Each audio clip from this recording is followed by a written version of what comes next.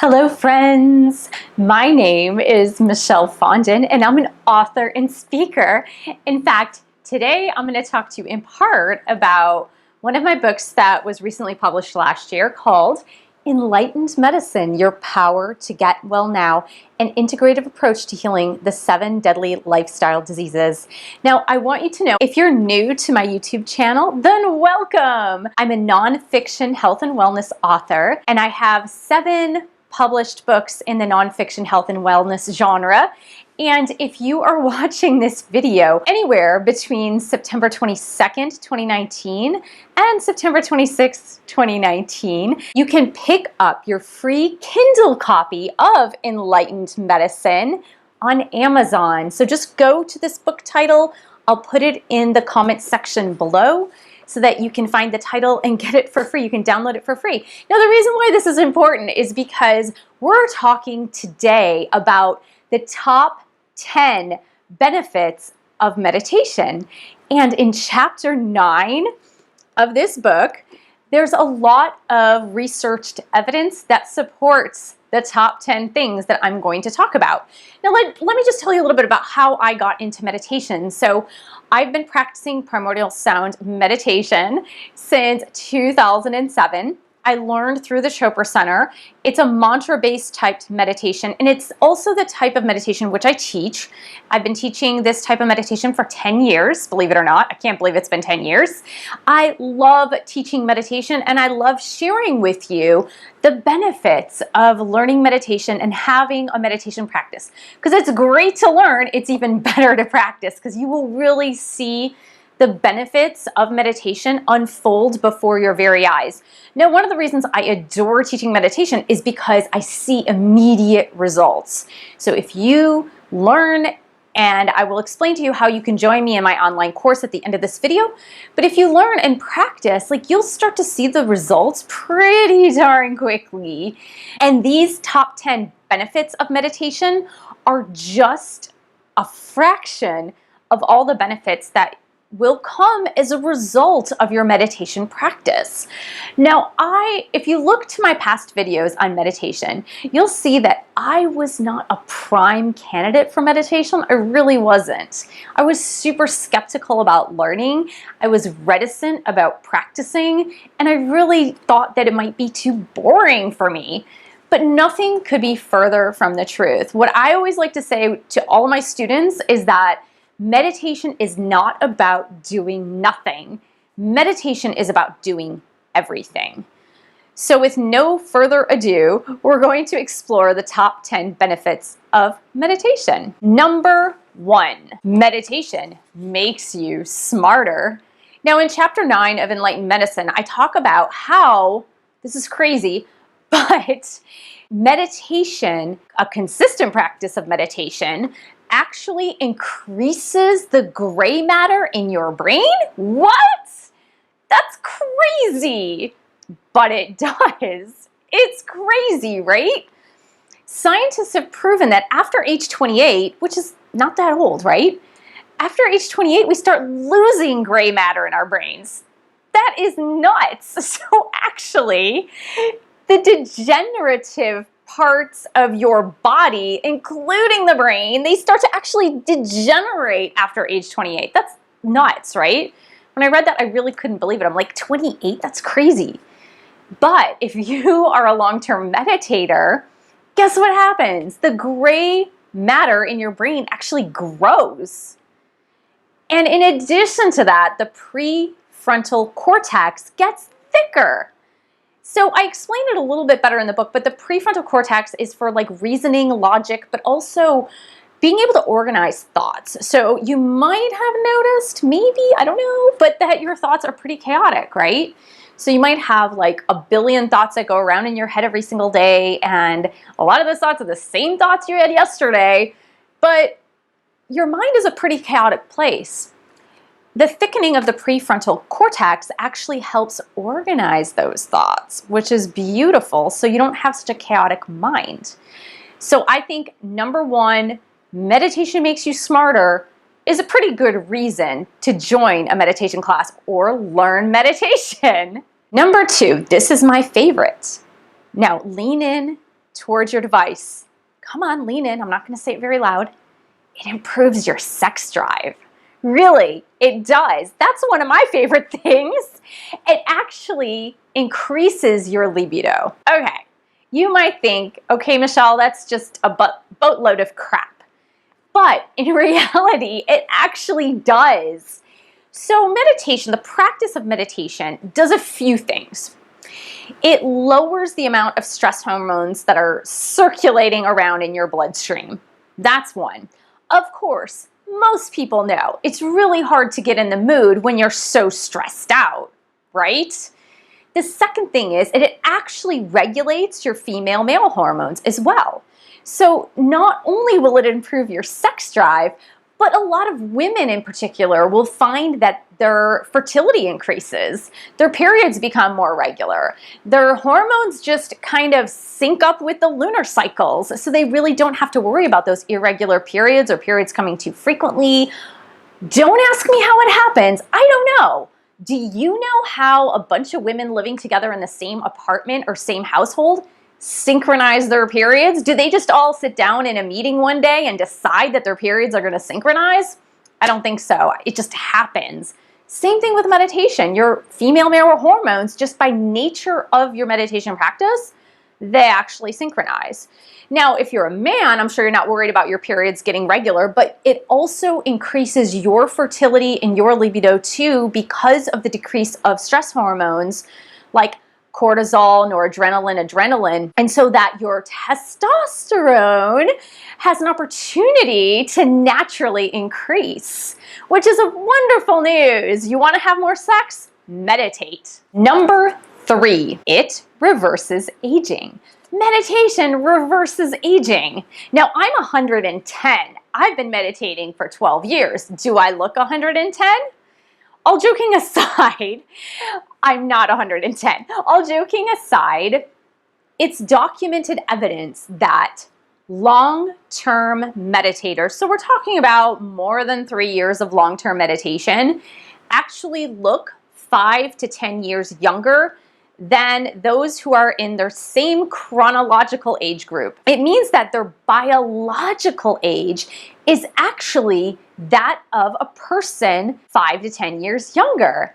Okay, we're going to explain a little bit how this works. Now, in Enlightened Medicine, Your Power to Get Well Now, the free book you can get today through September 26th, will explain to you that look in chapter 9, but it'll explain the research that has been done by scientists from Harvard and other big university organizations, that it's in fact the telomeres. If you have no idea what that is, I didn't even know what that was. I knew probably around the time my son was taking AP Bio.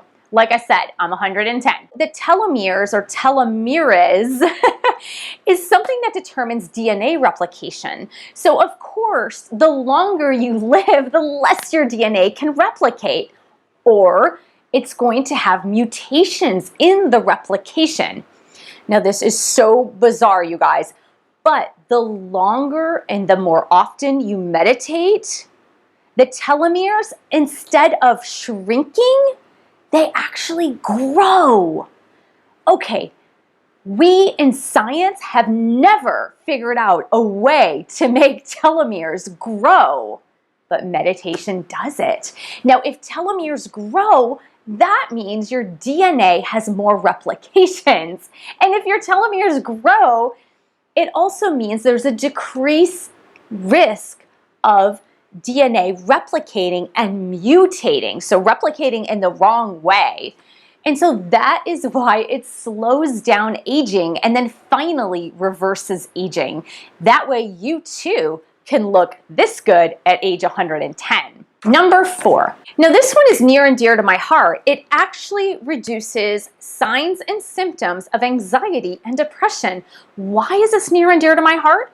Because for a while, and I tell my story in The Wheel of Healing with Ayurveda, an easy guide to a healthy lifestyle. I talk a little bit about it in Enlightened Medicine and in my chakra healing book. It's called Chakra Healing for Vibrant Energy. I talk about my experience with cancer when I was 28. And after the surgeries, after the radioactive iodine therapy, I was left raw and with a bunch of mental problems. Now, We believe that they were linked to post-traumatic stress disorder because of the cancer at age 28 and all the things I had to go through. But also it was the non-response to the replacement thyroid hormones that I was having.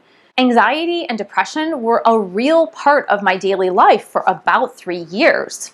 Now, let me tell you, a nurse practitioner who taught me guided meditation, which I practice something a little bit different. It's a mantra-based meditation technique, but the nurse practitioner who practiced it with me, she helped reduce my anxiety and depression just through the practice of meditation.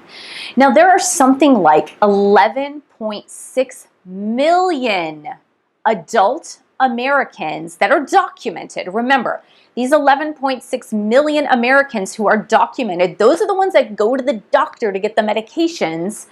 Just anxiety alone. We're not talking about depression. We're not talking about other mental instabilities or mental illnesses, just anxiety. So 11.6 million Americans, according to the CDC, the Center for Disease Control and Prevention, suffer from anxiety, and they have to take medications to manage their anxiety. Well, just imagine if you could have a couple of doses of meditation in your day and naturally lower the symptoms of anxiety, panic attacks, and depression. That's wonderful, isn't it? That's wonderful news. Not only are there no side effects to meditation, it's cost effective. You don't have to keep paying for those medications. Not to mention that many medications that manage anxiety are very, very addictive.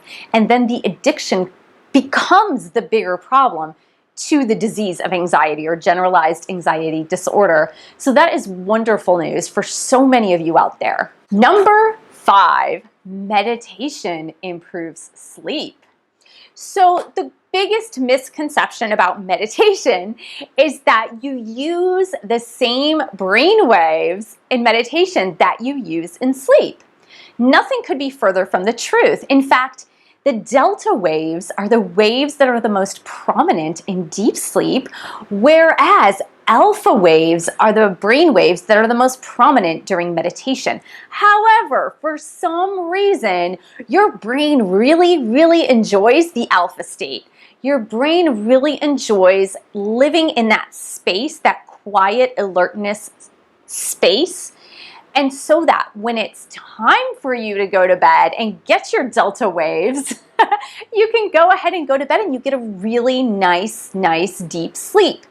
Now, the other reason why meditation improves your sleep goes back to those hormones we were talking about, right? So the naturally occurring hormones, such as melatonin, are also enhanced and increased naturally by virtue of your meditation practice. Now, another drug we see given out like candy are sleeping pills, which are really highly addictive. Instead of taking sleeping pills, you could take a couple of doses of meditation per day and achieve better results. I would say not the same results, because studies have also shown that sleeping pills actually suppress part of your necessary sleep pattern. So those brain waves that are happening in sleep, you need to cycle in and cycle out of those delta waves. There are other brain waves you need to utilize as well during sleep.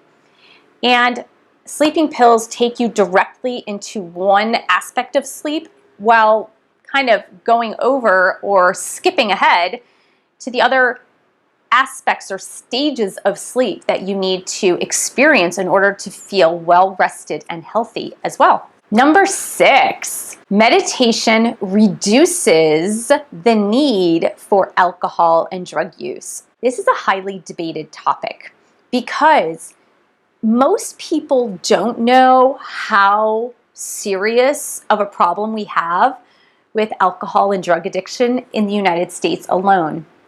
It is super high, and in my book, Help, I Think My Loved One is an Alcoholic, a survival guide for lovers, family, and friends, I really talk about the global problem of alcohol and drug addiction. But I'm sure you have seen reports on opioid addiction, which has been growing by leaps and bounds, mostly in part due to the pain relief medications that 10 to 15 years ago were given out like candy, because the doctors claimed that the pharmaceutical companies didn't tell them about the side effects, the addictive side effects to the opioid pills. And so then it was a gateway drug to heroin. And now you have a whole portion of the population addicted to opioids. And not to mention that 1 out of every 10 Americans is addicted to alcohol. So then you take this whole sampling of people and then how to help them. Really, a lot of rehab centers are already progressive in using meditation as a technique to help reduce the use of alcohol and drugs and really start to reprogram the brain, because of course meditation does start to reprogram the brain. It takes some time, but with time it does reprogram the brain. And I know a lot of stars have taken to meditation instead of drugs and alcohol, including Russell Brand, and who has a YouTube channel that's very active. So if you have a problem with alcohol or drugs, it's really important that you get yourself in a detox center. I know meditation can help. It doesn't help necessarily while you are actively addicted, but when you are safe, when you've gone through detox, then you can start learning the process of a meditation practice. And I know a lot of Alcoholics Anonymous meetings and Narcotics Anonymous meetings also have specific meetings where they're actually doing meditation in those meetings. So you might want to check that out if that is your issue. Number 7, meditation improves your relationships. Now, I know what you're probably thinking. You're probably thinking, Michelle, that's crazy. What do you mean meditation improves my relationships? That's just dumb, right? Well, we already said it improves your sex life. I'm hoping that's in a relationship setting. But here's the thing. If you are angry, stressed, anxious, snappy, irritated, impatient, I'll bet that your partner is pushing your buttons a lot, right? Now, when you meditate regularly, what actually happens is you're less irritated, less stressed, more patient, more compassionate, more loving and kind. Now, even if your partner doesn't change at all, you change by virtue of your meditation practice. Now, let me explain. Meditation is a lot like taking a step backward. So instead of being infused in the drama where your partner is going to be pushing all sorts of buttons, it's like you take a step back and you're watching the scenario. You're watching things unfold, even when you're not meditating. So you meditate, you meditate, you put in your time, and then the real way to see if your meditation practice is working is by the other 23 hours in the day. So you take this perspective. In the meditation course, I explain what this is. It's called the observer. You are the observer rather than being directly infused in the drama of the situation. So because of that, you don't have the knee-jerk reactions that you might normally have with a person who pushes your buttons. Now, what's great is that eventually most of the buttons will go away. So it becomes very hard to trigger you. Now, it takes 2 to tango, right? It takes 2 to tango, it takes 2 to argue. So if you're in the silent space where you just don't find the need to argue anymore, then imagine how much better your relationships will be as a result of that. Therefore, meditation improves your relationships. Number 8. Now, I know a lot of you are parents out there, and some of your kids might have ADD or ADHD. Now, you might be an adult who suffers from ADD or ADHD. Well, here's the good news. There is documented scientific evidence that meditation, when taught to patients with ADD or ADHD as a regular part of their practice, have a reduction of symptoms of both of those things, which is incredible. So now a lot of practitioners or cognitive behavioral therapists are actually teaching meditation to children as a way to cope with life, as a way to cope with sitting in the quiet stillness, as a way of not being so impulsive and making rash decisions. And so that is a beautiful way. Now, it must have something to do with the thickening of the prefrontal cortex, which again helps you to organize your thoughts. It also has something to do with the lowering of the stress hormones, cortisol, noradrenaline, and adrenaline as well. That really helps reduce the stress and anxiety that a lot of these kids and adults feel when in social situations. Therefore, it really helps them to better be able to cope with life. Number 9, meditation reduces your perception of pain. Again, it's well documented that meditation actually increases natural painkillers in your body, such as the same type of drug that morphine would provide for you is freely released in your brain through your neurotransmitters. These drugs that are natural, the naturally occurring chemicals in your body, that if you get into a meditative state, that those natural, beautiful pain-killing drugs, they're actually more able to be released into your bloodstream, and so that the perception of your pain goes down, therefore reducing the need for you to take pain-killing medications. Now, of course, I know for some of you who live in chronic pain, this can be really hard to believe, and I totally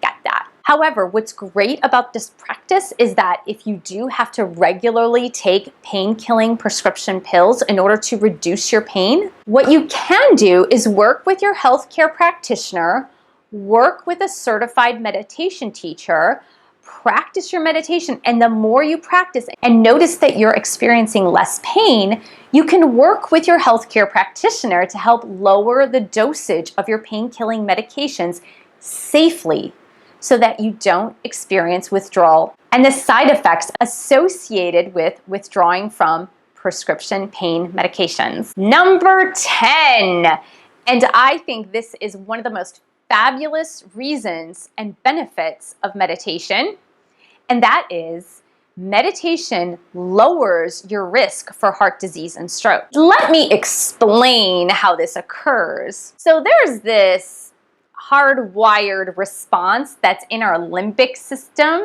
and I'm sure you've heard of it in Psychology 101, and that's called the fight or flight response.